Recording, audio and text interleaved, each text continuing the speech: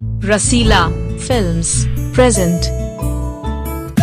बोलिए शंकर भगवान की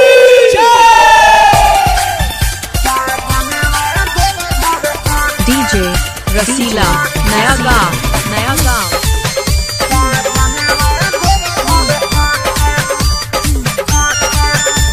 आप सुन रहे हैं सिंगर सुजीत सूर्या को।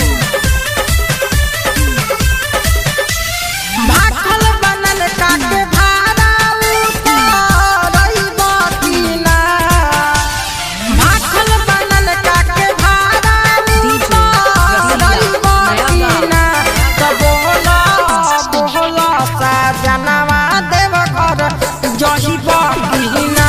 दया सो सावन के मेला तू मही बतीना। तो बोला सा जनवा देव घर जही बतीना।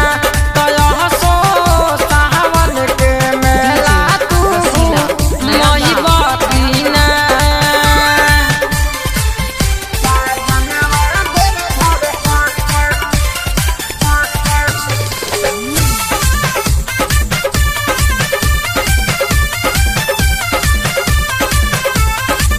रीमा झीमा बरस सावन लागो ता सुहाना। गइली रउर भौजी रउरा करी ना बहाना।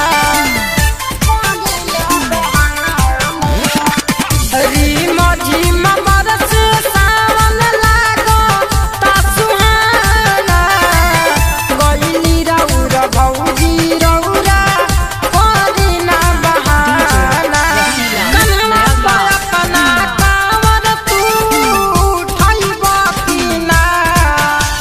कन्हवा पे अपना कांवर तू उठैब कीना। तो बोला सा जनवा देव घर जही बतीना। दया सो सावन के मेला तू मही बतीना। अरे घुमा दो रे राजा।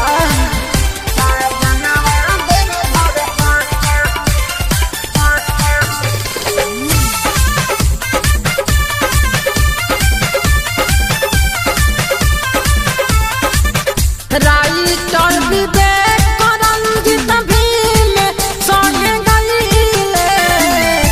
डीजे मनीष सुजीत दर्शन करियले। राइटर विवेक रंजित भीम संगे गइले। डीजे मनीष सुजीत दर्शन करियले। राजा मासूम सरदाई पूरई बकीना। इज्जत बेदरदी सरदाई पूरई बकीना। तो बोला सा जनवा देव घर जही बकीना। दया सो सावन के मेला तू मही बकीना। भाखल बनल काके भाड़ा उतारई बतीना। भाखल बनल काके भाड़ा उतारई बतीना। तो बोला सा जनवा देव घर जही बतीना।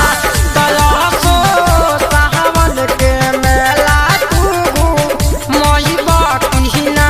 तो बोला सा जनवा देव घर जही बतीना। दया सो देव घर के बेड़ा तू यही बतीना। ए बेदर्दी मान जाओ।